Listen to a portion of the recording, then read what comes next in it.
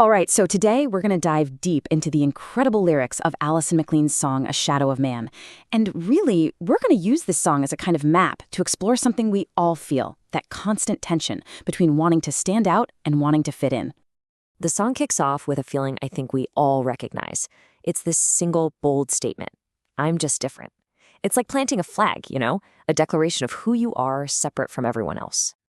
But then, literally in the next breath, she hits us with the complete opposite.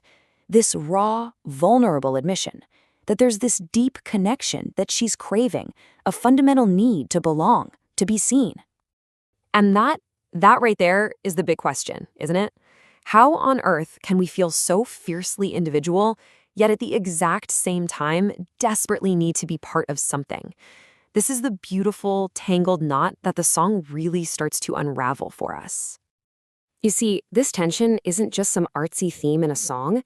It's what you might call the core human paradox. It's that constant push and pull between our drive to be a unique individual and our profound, baked-in need to be part of the group. What's so brilliant about the chorus is how it just lays these two feelings right next to each other. It's not presenting them as a problem to be solved, but just as two sides of one person. One doesn't cancel out the other. It's saying, hey, we've got both of these things inside us, this drive to explore our own world, and this ache to connect with others who are in it. Okay, so if this push and pull is just part of being human, where does the real struggle come from? Well, the lyrics suggest we need to stop looking outside for the source of the conflict. The real battle is happening within ourselves. And the song gets super specific about where that battle starts. It's not with some loud explosion, but with this quiet, creeping feeling, a shadow of doubt. It's that little voice in the back of your head that asks if being different is actually a good thing. And that little seed of doubt, it grows into something else. This desire to just escape yourself, to wish you could just be someone else. Someone who seems to have it all figured out, who fits in without even trying. And then, bam, the song just lays it all out, crystal clear. The real enemy isn't the world for not getting you. The real fight is with yourself. And this is so, so important. We spend so much time thinking the problem is out there, but these lyrics, they just spin the camera right back around and force us to see that the real friction, the real conflict, is born from our own doubts.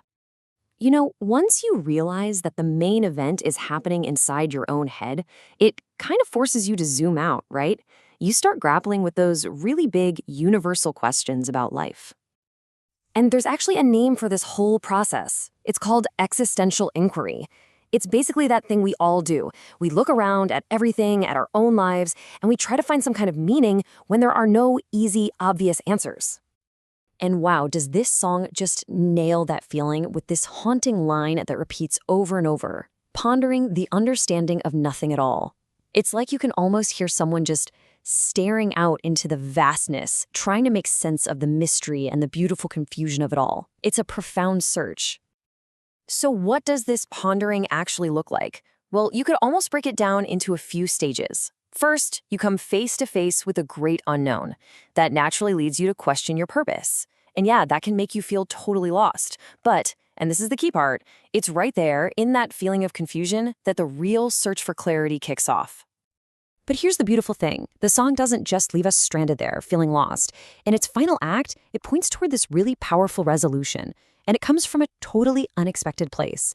Not from having all the answers, but from embracing our own humanity.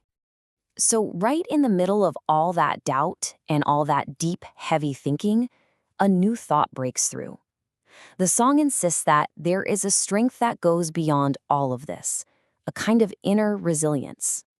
Now this strength, it isn't about crushing your doubts or solving the mysteries of the universe.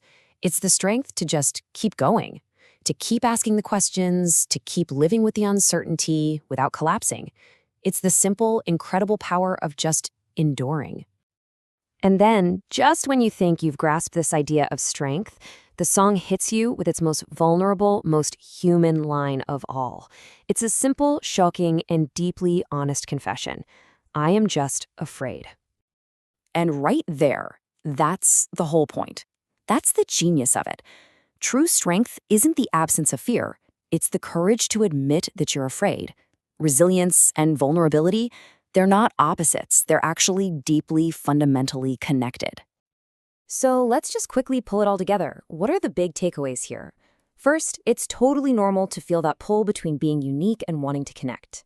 Second, our biggest fights are usually happening inside our own heads. Third, that messy, confusing search for meaning, that's a journey we're all on. And finally, and maybe most importantly, true strength is found in our vulnerability. Which leaves us with one last question to chew on. The song starts with a craving for connection and ends with an admission of fear. So what if those two things aren't separate? What if the path to that deep connection we all want is only found when we have the courage to share the very fears that make us feel so alone in the first place?